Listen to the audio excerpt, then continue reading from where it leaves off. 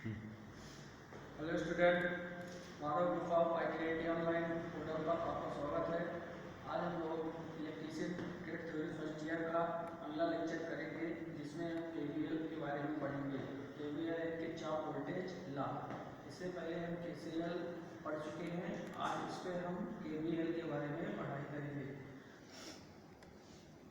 other group of ITI online classes electrician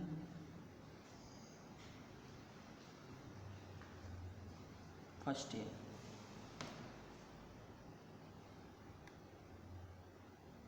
theory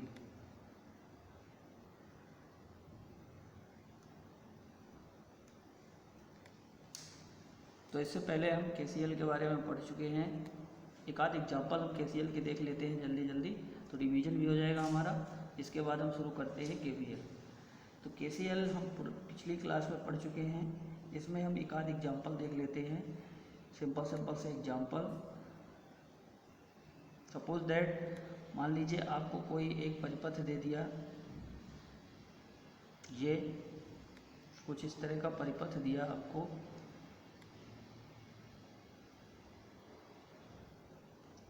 इस तरह से यहाँ पे आपको लगा दिया एक वोल्टेज सोर्स और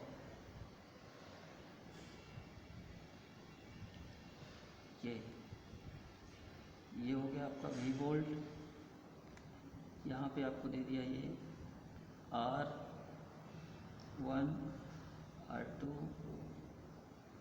R3 और R4, और यहाँ से आपको पूछा है कि आप इस ब्रांच में धारा का मान बता दीजिए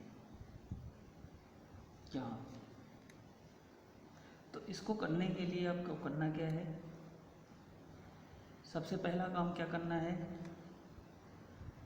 कि इसमें दिए गए परिपथ में आपको सबसे पहले नोड चेक करना है कि नोड हमारे कौन कौन से हैं, कितने नोड बनते हैं।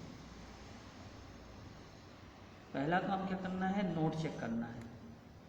देखते हैं सॉल्यूशन। हमें इस ब्रांच में धारा पूछा है, इस ब्रांच में धारा पूछा है, यानी यदि हम इस ब्रांच में यहाँ से और यहाँ इसमें अगर हम विभवांतर निकाल लें तो हम इसमें धारा को बता सकते हैं। तो सबसे पहला काम ये है कि हम इसमें पहले अपने को नोड ढूंढना है। तो नोड ढूंढने के लिए एक तो हमारा नोड ये है, क्योंकि यहाँ से देखो ये ब्रांच आ रही, यहाँ से ये ब्रांच मिल रही, यहाँ से ये ब्रांच मिल रही। तो एक नोड तो ये है। दूसरा नोड हमारा यहाँ पे रेफरेंस पे, दूसरा नोड हमारा कहाँ पे है, रेफरेंस पे, क्योंकि एक ये तार, इसका छोर और इसका छोर सब मिलके जाके यहाँ पे मिल रहे हैं। तो दूसरा नोड कहाँ पे है, यहाँ पे। अब कुल समीकरण कितने बनेंगे हमारे, कुल समीकरण कितने बनेंगे।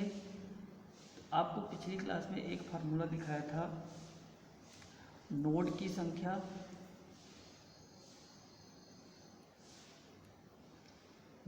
संख्या माइनस का 1। इस परिपथ में कितने नोड हैं, दो नोड, 1 और 2, -1। तो हमारी कुल संख्या कितनी बनेगी, एक समीकरण हमारा बनेगा। कितने समीकरण बनेंगे, एक समीकरण बनेगा। अब करना क्या है, सबसे पहला काम फर्स्ट पॉइंट में क्या है कि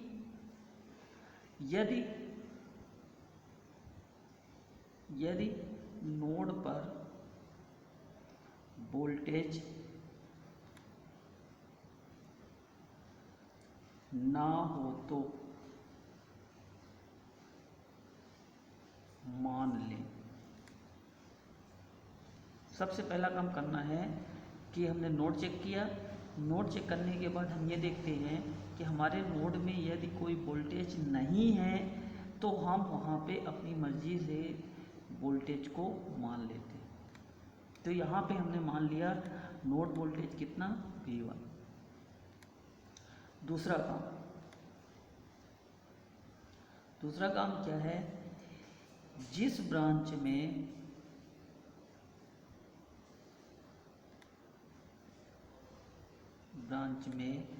धारा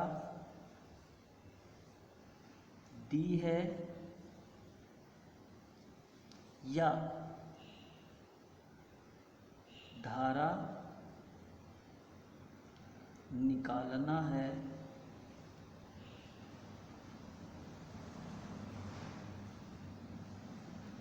उसे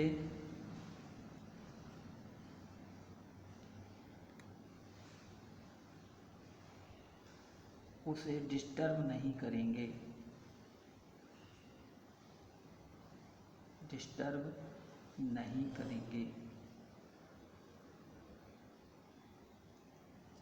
कहने का मतलब ये है कि इस प्रतिपद में आपको ब्रांच 1, 2, 3 तीन ब्रांच दिख रही हैं। इन तीन ब्रांच में जिस ब्रांच में आपको धारा पहले से दी जाए या जिस ब्रांच में आपको धारा निकालने को बोली जाए उसमें किसी भी प्रकार की छेड़खानी नहीं करेंगे। तीसरा पॉइंट हमारा होता है, जिस ब्रांच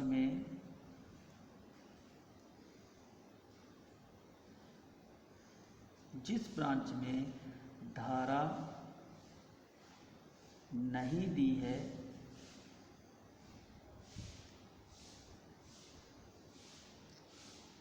वहाँ अपनी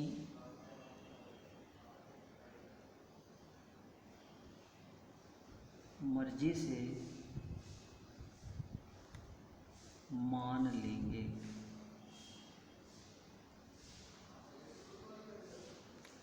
मान लेते हैं इसमें दी है, इसमें हम कोई छेड़खानी नहीं करेंगे।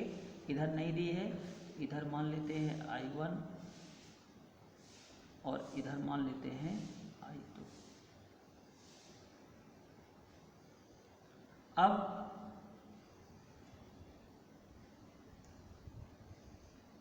केसीएल नियम क्या कहता है? नियम हमारा कि किसी भी बिंदु पर या नोड पर आने वाली धारा जाने वाली धारा के बराबर होती है। तो देखिए आपका नोड ये है, नोड पे देखिए कौन कौन सी धारा आ रही है और कौन कौन सी धारा बाहर जा रही है। तो देखो यहाँ से हमारी धारा नोड पे पहुँच रही है I1 बराबर, नोड से बाहर कौन कौन सी जा रही है I2 IL, I plus I2। अब इन धाराओं को वोल्टेज के टर्म्स में लिखते हैं, विभवांतर के टर्म्स में लिखते हैं। तो हमने आपको क्या बताया था कल कि जहाँ से धारा शुरू हो और जहाँ पे धारा एंड हो वहाँ पे देखना है। तो I1 की धारा देखिए कहाँ से स्टार्ट हो रही है, हमारी V से, प्लस के V से। तो इसको लिखेंगे V, ख़त्म कहाँ हो रही है, ये माइनस प्लस, माइनस के VA पर। तो ये माइनस के VA अपॉन में R बराबर। फिर I कहाँ से स्टार्ट हो रहा है हमारा, VA से। तो VA अपॉन में R2 प्लस I2 कहाँ से शुरू हो रही है, VA से, ख़त्म कहाँ हो रही है, रेफरेंस यानी 0 पे। फिर प्रतिरोध कितना है, R2, R3 और R4 दोनों सीरीज में हैं। तो R3 प्लस R4। तो यहाँ से हम VA का मान निकाल लेंगे और VA का मान फिर हम यहाँ पे रख देंगे तो हमको I का मान मिल जाएगा। तो इस तरह से आपको बस यही नियम फॉलो करना है, कोई भी परिपथ होगा इजी में सॉल्व हो जाएगा। अब नेक्स्ट चलते हैं आगे, KVL, किरचॉफ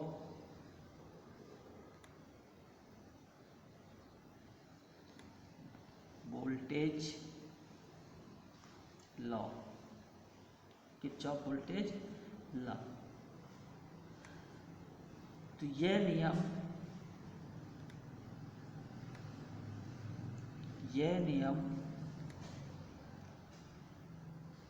ऊर्जा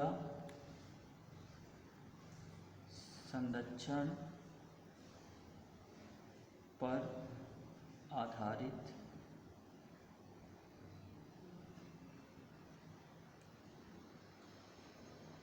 होता है।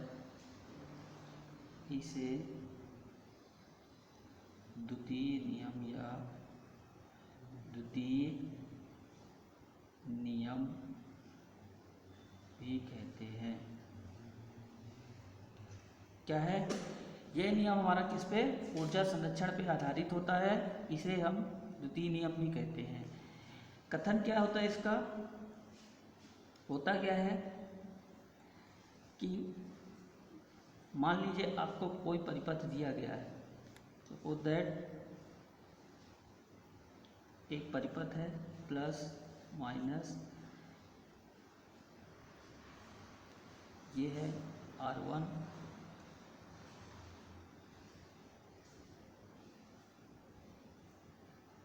ये है R2 और ये तो है स्रोत वोल्टेज E। अब इसमें आपको क्या करना है? किरचॉफ का वोल्टेज नियम अप्लाई करवाना। तो किरचॉफ का वोल्टेज नियम क्या कहता है कि इसमें देखें अगर तो एक हमारा क्या हो गया? स्रोत हो गया, और क्या हो गए? ये प्रतिरोध हो गए। तो इन प्रतिरोधों पे जो वोल्टेज का ड्रॉप होगा, जो वोल्टेज ड्रॉप होगा, इन वोल्टेज ड्रॉप का योगफल सोर्स वोल्टेज के योगफल के बराबर होगा। कहने का मतलब ये है कि सिग्मा ई एम एफ बराबर सिग्मा आई इंटू आर। इसमें अगर धारा हम आई को प्रवाहित करें तो आई इंटू आर। तो कहने का मतलब ये है कि परिपथ में परिपथ का कुल वोल्टेज ड्रॉप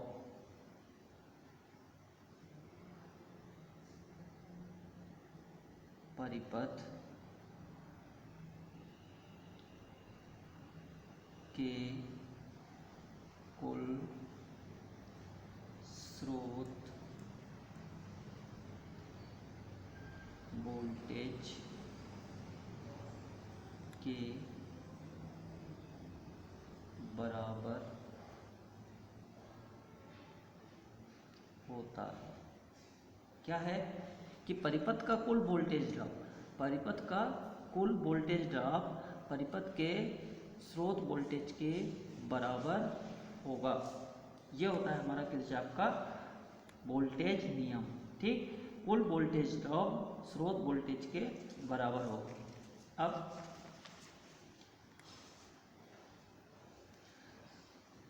एग्जाम्पल देखते हैं। सपोज दैट मान लीजिए कि आपके पास कोई एक परिपथ दिया है, एक परिपथ दिया है,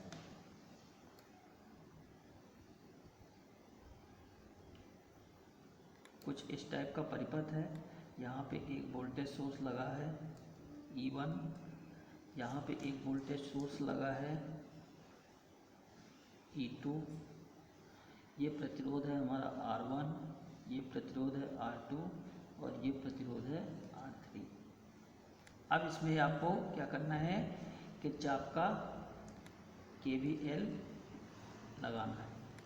तो क्या करेंगे? सबसे पहला काम हमें ब्रांचमिक धारा को मानना है। धारा मान लेते हैं। इसमें हमने मान लिया I1 और इसमें मान लिया I2। इसमें मान लिया हमने धारा I1 और इसमें मान लिया धारा I2। अब क्या करना है? यहाँ से लिखना है। कैसे लिखेंगे? जब धारा यहाँ से हमारी निकलेगी तो पॉजिटिव सिरे से निकलेगी। अगर यदि पॉजिटिव से निकले तो उसे हम निगेटिव में लिखेंगे, और यदि निगेटिव से निकले तो उसे हम पॉजिटिव में लिखेंगे। ये चीज़ ध्यान रखेंगे। यदि हमारी धारा बैटरी के धनात्मक सिरे से बाहर निकलेगी तो उसको हम ऋणात्मक लिखेंगे, और यदि वो ऋणात्मक से निकलेगी तो उसे हम धनात्मक में लिखेंगे। और सारे वोल्टेज ड्रॉप को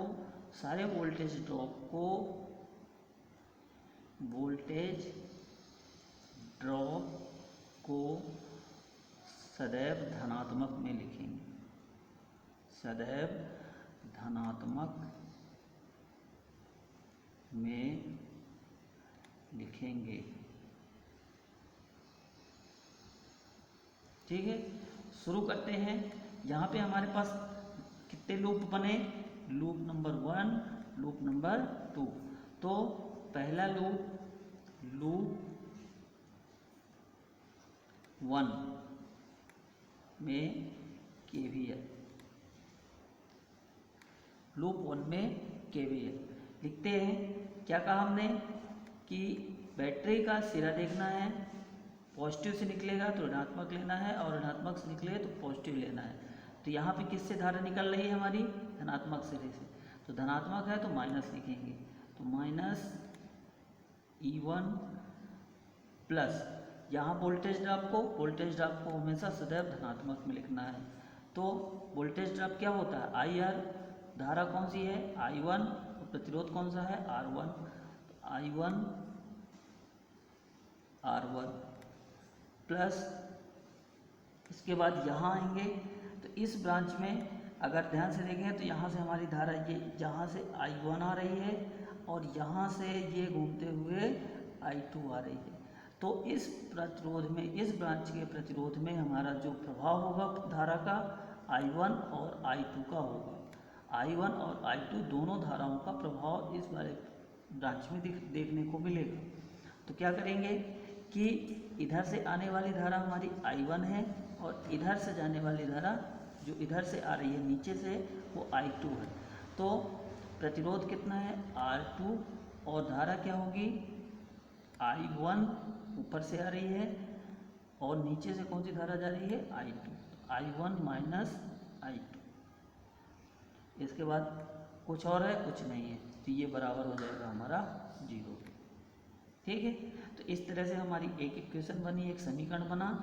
फिर लूप नंबर 2 में, लूप नंबर 2 में KVL, लूप नंबर 2 में शुरू करते हैं यहाँ से। तो क्या है? प्रतिरोध है, धारा I2 है, प्रतिरोध R3, धारा I2। फिर क्या है? बैटरी है, बैटरी से यहाँ से ऐसे धारा आ रही है, तो ये धारा कौन से सिरे से बाहर निकलेगी? ऋणात्मक से। और जब ऋण सिरे से बाहर निकले तो क्या लिखना है हमको? धन लिखना है। तो प्लस E2 प्लस, फिर यहाँ से आएंगे, फिर हमको ये वाली ब्रांच का लिखना पड़ेगा। तो ये ब्रांच का लिखेंगे तो इसमें प्रतिरोध कितना है? R2 है, और धारा कितना है? धारा यहाँ से आएगी I2, परंतु ऊपर से भी धारा आ रही है I1, तो दोनों धाराओं का प्रभाव इस वाली ब्रांच में देखने को मिलेगा। तो I2 माइनस I1, फिर जहाँ से चले थे उसी बिंदु पे पहुँच गए, तो बराबर 0। तो ये तरीका होता है हमारा KVL समीकरण को लिखने का। किसी भी लूप में यदि आपको KVL समीकरण लिखना हो तो आप यही करेंगे। सबसे पहले बैटरी देखेंगे, बैटरी के सिरे से किस सिरे से धारा बाहर निकल रही है। यदि धनात्मक सिरे से बाहर निकलेगी तो हम ऋणात्मक लिखेंगे, यदि ऋणात्मक सिरे से बाहर निकलेगी तो धनात्मक लिखेंगे। फिर एलिमेंट में जो भी वोल्टेज ड्रॉप होगा उस वोल्टेज ड्रॉप को सदैव हमेशा हम क्या लिखेंगे? धनात्मक में लिखेंगे। ठीक है, जब आप लूप फर्स्ट में देखेंगे, देखिए E1 पॉजिटिव से निकल रहा है तो माइनस, पॉजिटिव से निकलेगा तो माइनस E1 प्लस, आगे गए प्रतिरोध मिला, प्रतिरोध का वोल्टेज ड्रॉप लिखा I1 R1 प्लस, नीचे आए तो यहाँ पे प्रतिरोध मिला, प्रतिरोध R2, लेकिन इस ब्रांच में इस प्रतिरोध R2 में धारा I1 और I2 दोनों का प्रभाव हो रहा है। तो क्या लिखेंगे, पहले कौन सी धारा आ रही है हमारी I1, तो I1 माइनस और नीचे से कौन सी धारा आ रही है I2, तो I1 माइनस I2 बराबर, इसके बाद कुछ नहीं है तो 0। यही है हमारा किरचॉफ वोल्टेज नियम। ठीक है, तो उम्मीद करता हूँ आपको समझ में आया होगा। इसके बाद आगे हम देखते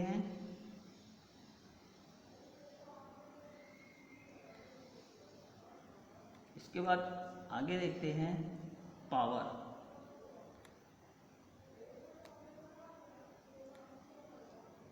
पावर यानी शक्ति।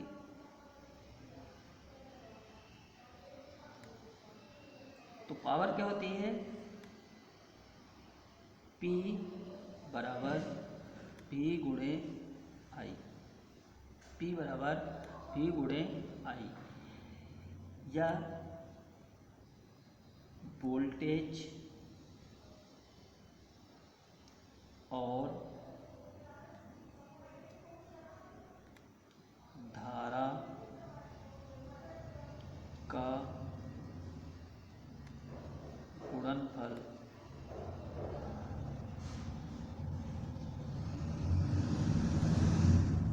पावर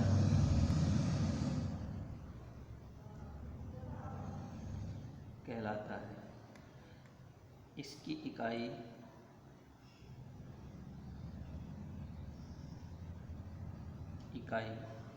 वाट होती है। वाट होती है, क्या होती है, वाट होती है। ठीक है, तो ये हमारी कौन सी पावर होती है, डीसी पावर होती है।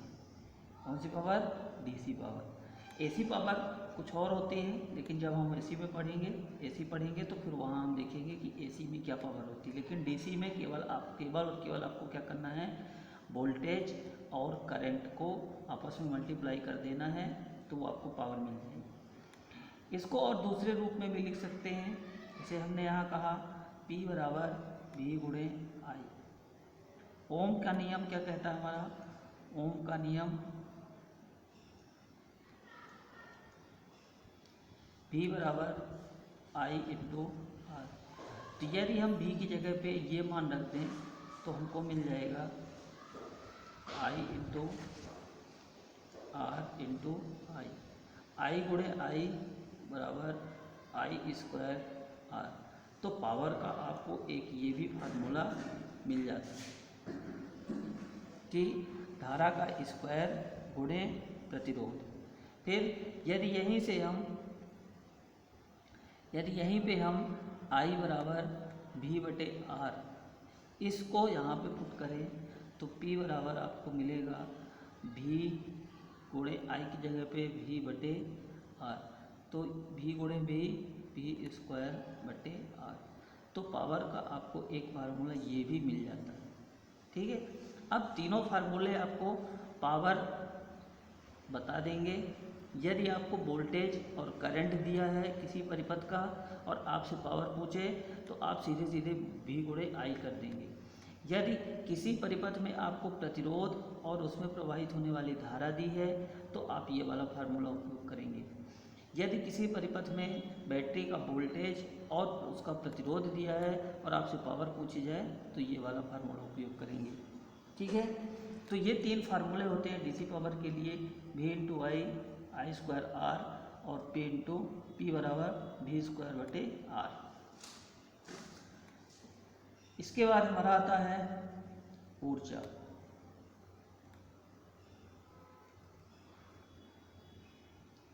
तो ऊर्जा क्या कहते हैं, आपकी एक रटी रटाई परिभाषा जो आप पढ़ के आते हो, E बराबर P बटे P। कार्य करने की क्षमता को ऊर्जा कहते हैं। तो कार्य कितना कर रहे हैं, कार्य करने की क्षमता हमारी क्या कहलाती है, ऊर्जा कहलाती है। ठीक है, इसी को हम इस तरह से लिख सकते हैं P इंटू T, यानी पावर शक्ति और समय। जब आप शक्ति और समय को आपस में मल्टीप्लाई कर देंगे तो आपको क्या मिल जाएगा, ऊर्जा मिल जाएगा, P इंटू T। यहाँ पे पावर को जो लेके चलना है, पावर हमारी किस में रहेगी, किलोवाट में, और समय जो लेके चलना है, समय किस में रहता है हमारा, घंटे में। ठीक है, तो यहाँ से जो ऊर्जा की इकाई बन के आती है, क्या बन के आएगी हमारी, किलोवाट घंटा, किलोवाट घंटा। ठीक है, या kWh। ठीक है, तो ये जो kWh निकल के आता है, ये kWh ही ऊर्जा की क्या होती है, व्यापारिक या व्यावसायिक इकाई, व्यापारिक या व्यावसायिक इकाई। यानी जो हमें विद्युत सप्लाई दी जाती है, और उस विद्युत सप्लाई को किस में नापते हैं हम, किलोवाट हावर में। यहीं से आप कह सकते हैं कि 1 किलोवाट हावर बराबर 1 यूनिट। यानी जो अपने घर में बिल आता है, जिसको हम यूनिट में देखते हैं, तो 1 यूनिट हमारी कितने के बराबर होती है, 1 किलोवाट हावर के बराबर होती है। इसको और थोड़ा सा देखें आगे, अगर बढ़ाते हैं इसमें, तो 1 किलोवाट हावर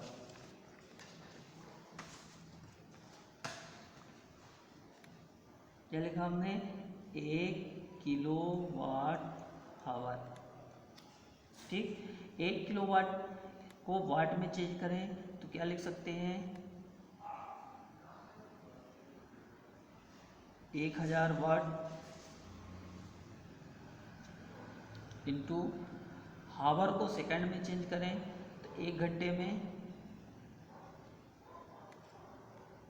60 मिनट, और 60 मिनट में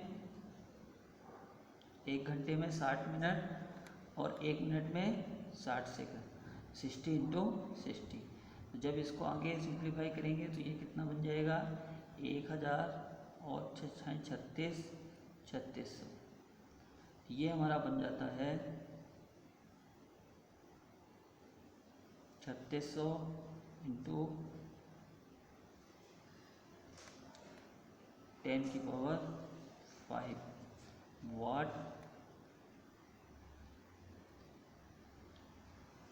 सेकंड। और वाट सेकंड को हम क्या कहते हैं, जूल कहते हैं। क्या कह देते हैं, जूल कहते हैं। तो ये हमारा बना 36 इंटू 10⁵ जूल। तो क्या 1 किलोवाट हावर को इस तरह से भी हम लिख सकते हैं। तो ये सारे एग्जाम में पूछे जाते हैं, इसलिए आप ध्यान रखेंगे। फिर से क्या कह रहे हैं, जो एनर्जी होती है, power into time, P into T, P को किस में ले रहे हैं, किलोवाट में, टाइम को किस में ले रहे हैं, घंटे में। तो एनर्जी E बराबर किलोवाट घंटा, kWh। यही जो kWh होती है, यही हमारी ऊर्जा की व्यापारिक या व्यावसायिक इकाई होती है। 1 किलोवाट आवर में 1 यूनिट होती है। 1 किलोवाट आवर को क्या लिखेंगे, 1000 वाट लिख सकते हैं, और आवर को 60 इंटू 60, 1 घंटे में 60 मिनट और 1 मिनट में 60 सेकंड। तो ये हमारा आ जाएगा 3600 सेकंड। 3600 सेकंड, इसको जब और सिंप्लीफाई करेंगे तो 3600 गुणे 1 2 3 4 5 10⁵, ये इधर हो गया हमारा वाट, और ये पूरा बन गया सेकंड। तो वाट सेकंड को हम क्या कहते हैं, जूल कहते हैं। तो 1 किलोवाट आवर बराबर 36.10⁵ जूल। ये याद रखिएगा, ये डायरेक्ट एग्जाम में पूछता है। ये यूनिट भी पूछता है, ये मान भी पूछता है, और ये आपकी व्यावसायिक इकाई या व्यापारिक इकाई के नाम से पूछी जाती है। और ये भी पूछा जाता है कि 1 किलोवाट आवर बराबर कितने यूनिट के बराबर होता है। तो 1 किलोवाट आवर 1 यूनिट के बराबर होता है। ठीक है, और ये आप फार्मूला याद रखिएगा, क्योंकि आपको कभी कभी पावर दे देगा और टाइम दे देगा, और आपसे पूछेगा कि ऊर्जा की कुल खपत बताइए। तो सीधे सीधे दोनों को आपस में मल्टीप्लाई करके हम ऊर्जा की खपत निकाल लेंगे।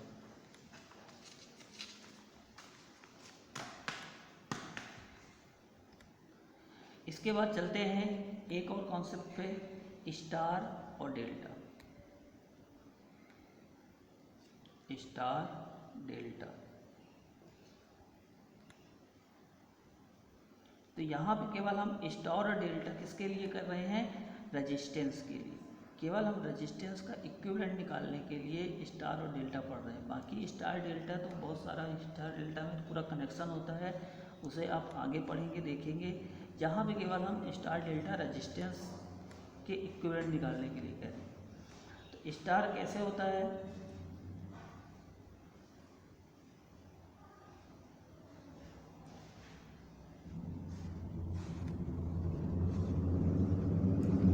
जब हमारे पास 3 प्रतिरोध हो, तीनों को हम मिला के एक ऐसा बिंदु निकाल लें जो हमारा क्या कहलाए, उदासीन।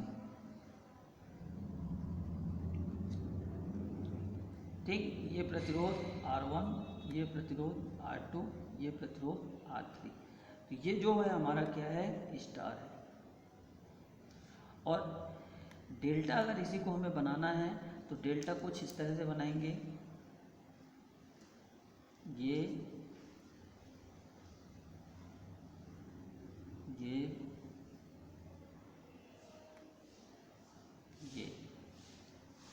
तो ये हमारा क्या बना, डेल्टा बना।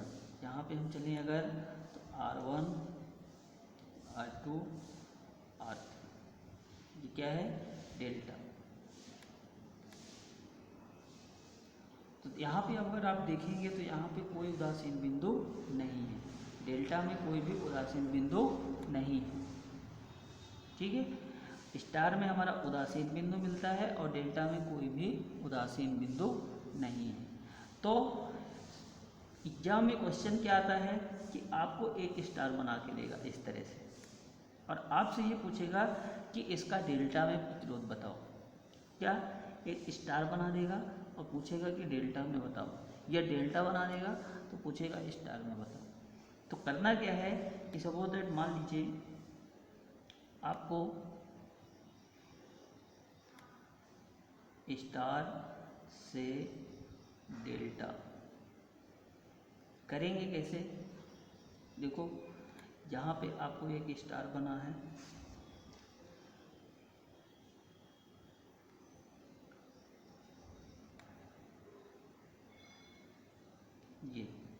ये स्टार बना है। स्टार में यहाँ पे लिखा है ये R1 है, ये R2 है और ये R3। ठीक है, आपसे कह रहा है कि डेल्टा में बदलो इसको, तो डेल्टा में क्या करो, सबसे पहले आप यहाँ पे एक डेल्टा बना लो।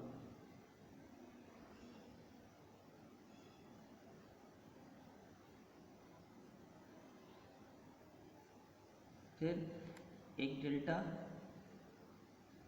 यहाँ बना लो और एक यहाँ पर। ये किसके किसके बीच है, R1 और R2 के बीच है, तो इसको नाम लिख दो R12।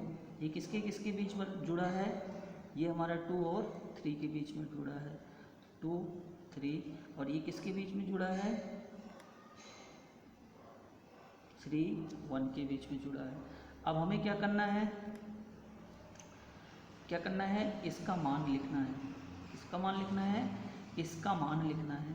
तो इसका मान लिखने के लिए क्या करें, देखें यहाँ से हम एक एरो बना लेते हैं।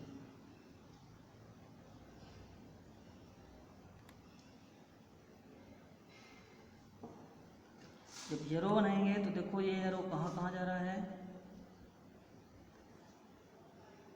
यहाँ पे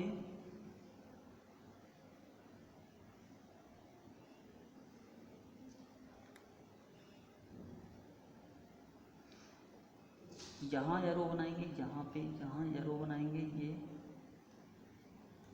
और यहाँ पे ये देखेंगे कि ये किसके किसके बीच में है। ठीक है, तो यहाँ से देखें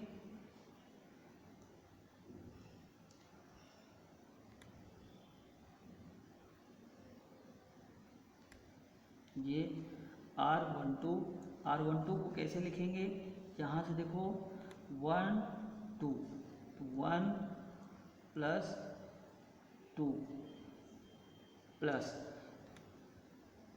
1 2 प्लस फिर इन दोनों का multiply R1 into R2 upon में बचता कौन सा है R3। तो ये हो जाएगा हमारा R1 लिखने का तरीका। इसी तरह से जब हम R23 लिखेंगे तो R23 कैसे लिखेंगे, यहाँ से एरो बनाओ, ये किस किस पे जा रहा है 2 और 3 पे, तो 2 लिखो R2 प्लस R3 प्लस दोनों का मल्टीप्लाई R2 R3 बटे में बचता कौन सा है R1।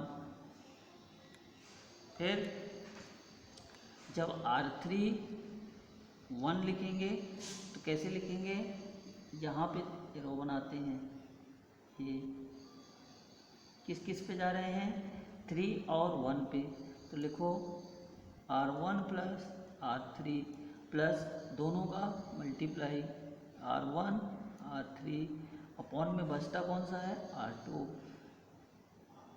तो ये हमारा हो गया स्टार से डेल्टा बनाने का एक तरीका। क्या करने का, स्टार से डेल्टा में जाने का एक तरीका। यदि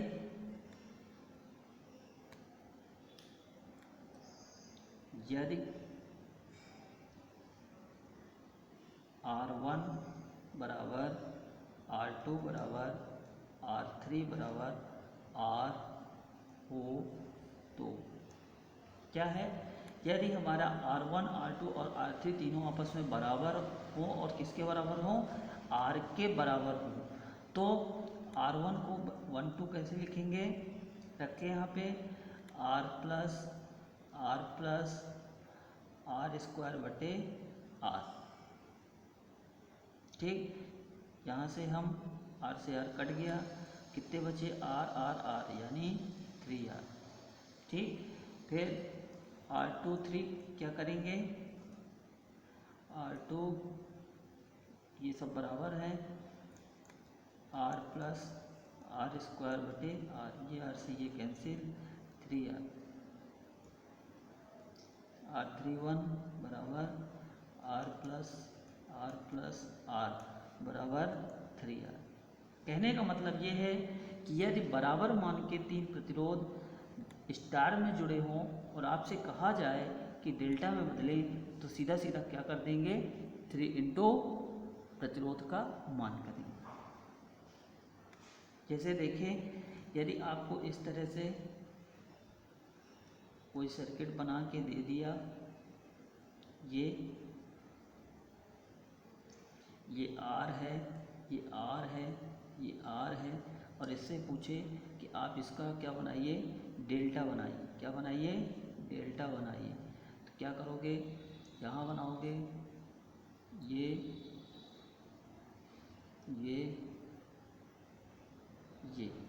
ठीक है। तो क्या करना है, जब ये तीनों बराबर हैं, जब बराबर हैं तो सीधा क्या कर देंगे 3R स्टार से डेल्टा में जाने में 3 का मल्टीप्लाई करेंगे। ठीक है, कब, जब हमारे प्रतिरोध आपस में बराबर हो। एक बार फिर से देख लेते हैं, स्टार में हमारा उदासीन, जब स्टार से डेल्टा में जाना है तो हमने यहाँ पे एक स्टार लिया, इसके ऊपर हमने क्या किया एक डेल्टा ड्रा किया। अब ये ब्रांच किससे किससे जुड़ी है R1 और R2 से, तो इसको दिया R1 1 2, ये किससे जुड़ी है 2 और 3 से, तो 2 3, ये किससे जुड़ी है 3 1 से, तो 3 1। अब जब हम 1 2 का मान लिखेंगे तो हम यहाँ पे एरो लगाए, एरो देखते हैं कहाँ कहाँ जा रहा है हमारा R1 और R2 की तरफ, क्या लिखेंगे R1 plus R1 into R2, और बचता कौन सा है R3, तो बटे में R3। इसी तरह जब हम R23 का लिखेंगे तो एरो लगाया, एरो लगाने के बाद देखा कहाँ कहाँ जा रही है, तो R2 और R3 में जा रही है, तो R2 plus R2 into R3 बटे में जो बच रही है, कौन सी बच रही थी यहाँ पे R1 बच रही थी, बटे में R1। फिर R31 लिखेंगे, तो R31 लिखने के लिए R1 एरो बनाया, कहाँ कहाँ जा रहा है, R1 और R3 में जा रहा है। कहाँ कहाँ जा रहा है, R1 और R3 में। तो लिखा R1 plus R3 plus R1 R3 बटे R2। ठीक, फिर यहीं पे हमने क्या किया, एक चीज़ ये देखा कि यदि हमारे R1 R2 R3 तीनों आपस में बराबर हो जाएं तो क्या मिलता है, हमको 3 मिलता है। तो यहाँ पे डायरेक्ट कुछ नहीं करना है। यदि आपको बराबर मान के प्रतिरोध स्टार में दिए हैं और आपसे डेल्टा में पूछ रहा है तो आप कुछ नहीं करेंगे, केवल 3 का दिए गए प्रतिरोध से मल्टीप्लाई कर देंगे। वेरी वेरी इंपॉर्टेंट हो सकती है, इससे डायरेक्ट एग्जाम में पूछा जाता है। ये आपको सीधा लिखेगा कि आर ओम के 3 प्रतिरोध स्टार में जुड़े हुए हैं तो इनका डेल्टा में कुल प्रतिरोध बताइए। तो सीधा क्या करेंगे, जैसे एग्जांपल देख लेते हैं, यहीं पे हम क्वेश्चन देख लेते हैं। क्या पूछेगा क्वेश्चन, 5 ओम के प्रतिरोध स्टार में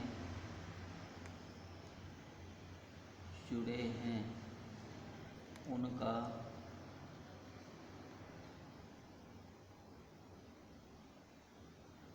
डेल्टा में तुल्य प्रतिरोध बताइए। सिंपल सा इतना सा क्वेश्चन लिखेगा और ऑप्शन में आपको दे देगा, option A 5 ohm, option B 15 ohm, option C 5/3 ohm, option D 5/2 ohm. ठीक है, तो क्या करेंगे हम, सीधा सीधा अभी हम देख के आए हैं, स्टार से जब हम डेल्टा लिखते हैं तो क्या करते हैं, 3 × R करते हैं। तो कुछ नहीं, बस क्या करेंगे हम, 3 × R का मान कितना है हमारा 5, 3 × 5 यानी 15 ओम। ठीक है, तो उत्तर क्या हो जाएगा हमारा 15 ओम। ठीक, छोटा सा सवाल 3 नंबर देगा। इसी तरह दूसरा नेक्स्ट आगे चलते हैं, स्टार से डेल्टा हो गया हमारा। अब क्या लेते हैं हम, डेल्टा से स्टार लेते हैं। स्टार से डेल्टा हुआ, अब डेल्टा से स्टार। तो क्या करते हैं, डेल्टा से स्टार, मान लो अपने पास को कोई एक डेल्टा दिया है,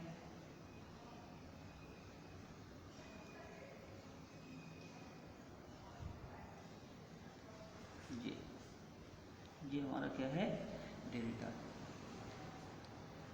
ठीक, इसमें हमने मान लिया ये हमारा R1 है, ये हमारा R2 है, ये हमारा R3। अब डेल्टा से कहाँ जाना है हमको, स्टार जाना है। तो कुछ नहीं है, बस यहाँ पे एक स्टार बना लीजिए, इसके अंदर ही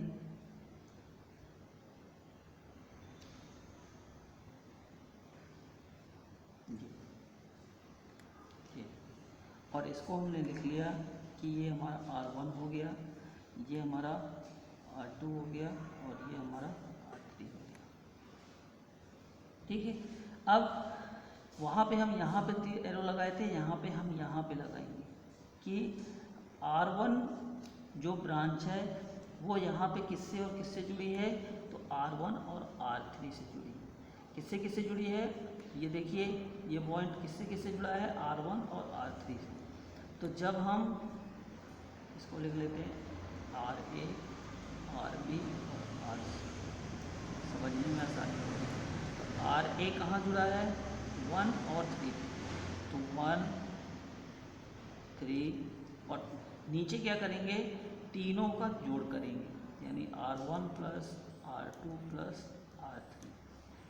फिर इसी तरह जब हम RB लिखेंगे तो RB को देखते हैं कहाँ कहाँ जुड़ा है, एरो बनाया बाहर से तो देखा तो किस पे जुड़ा है, 1 और 2 पे।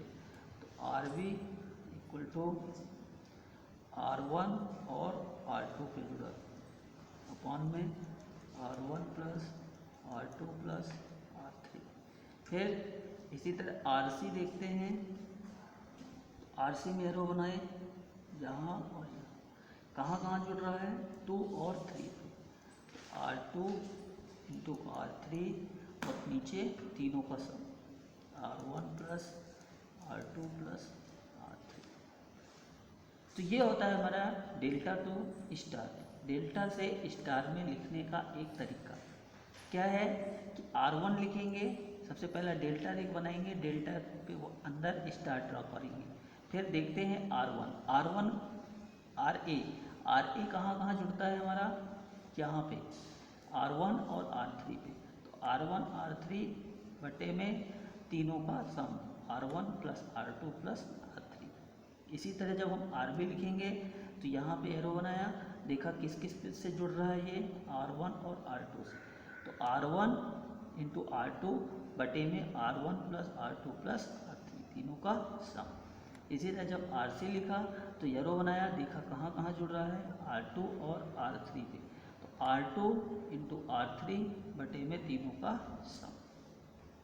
तो ये कहानी थी हमारी डेल्टा से स्टार में जाने की। अब यदि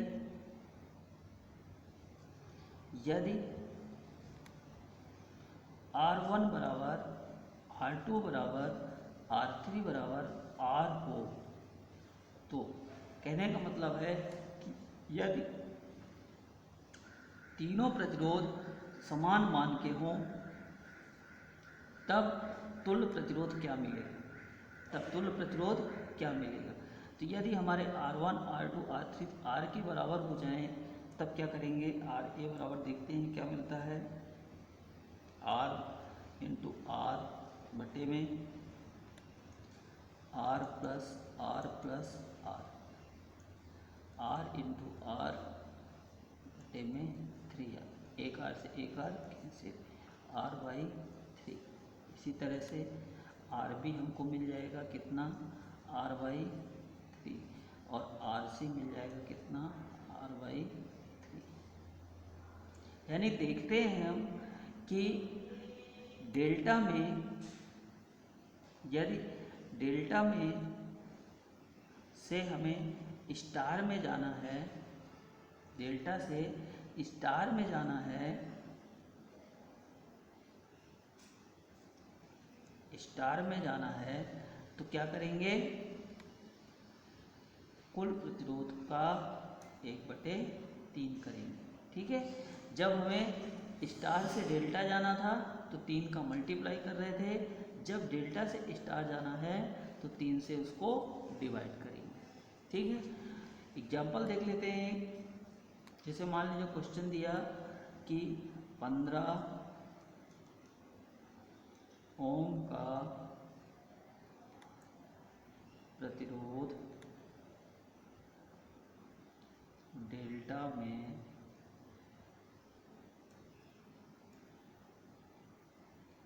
जुड़ा है, तो उसका स्टार तुल्य प्रतिरोध बताइए। तो क्या करेंगे, जैसे अभी बताया आपको कि डेल्टा से स्टार में जाना है तो R/3 करेंगे। तो कितना है, आप क्या करेंगे, R कितना है, 15/3, 3 बचे 15, 5 और, तो ये हुआ हमारा आंसर। ठीक है, तो ये वेरी वेरी इंपॉर्टेंट, यहाँ से क्वेश्चन सीधे सीधे पूछेगा और क्वेश्चन इसी टाइप में पूछेगा। ठीक, तो ये हुआ हमारा स्टार डेल्टा की कहानी। तो क्या क्या देखा हमने, KVL देखा, KCL देखा, किरचॉफ वोल्टेज नियम देखा, किरचॉफ करंट नियम देखा, किरचॉफ वोल्टेज नियम, फिर पावर देखा, पावर के 3 फार्मूले वेरी इंपॉर्टेंट। इससे क्वेश्चन हमेशा पूछा जाता है और पूछा जाता रहेगा, क्योंकि इलेक्ट्रिकल है। इलेक्ट्रिकल में अगर आप पावर नहीं निकालेंगे तो कुछ नहीं पढ़ेंगे, ठीक है। तो ये डायरेक्ट फार्मूला, ये करंट और रेजिस्टेंस के टर्म्स में, और ये वोल्टेज और रेजिस्टेंस के टर्म्स में। यहाँ से ऊर्जा, यहाँ से क्वेश्चन हमेशा एग्जाम में पूछा जाता है, और इसकी इकाई तो बहुत ही इम्पोर्टेंट है, ठीक है। तो 1 किलोवाट बराबर 1 यूनिट होती है, यही ऊर्जा की व्यावसायिक इकाई होती है। फिर स्टार डेल्टा, ये रिलेशन आप हमेशा याद रखिए। ये रिलेशन भी आपको डायरेक्ट पेपर में मिलेगा। 1 किलोवाट आवर बराबर कितने जूल के बराबर होता है। फिर स्टार डेल्टा की कहानी हो गई। इस तरह से हम आपकी जो प्राथमिक विद्युत था उसकी वो यूनिट पूरी तरह से कंप्लीट कर चुके हैं। अगर आपको कोई डाउट हो तो आप व्हाट्सएप ग्रुप में लिख के डाल देंगे, आपका डाउट क्लियर किया जाएगा।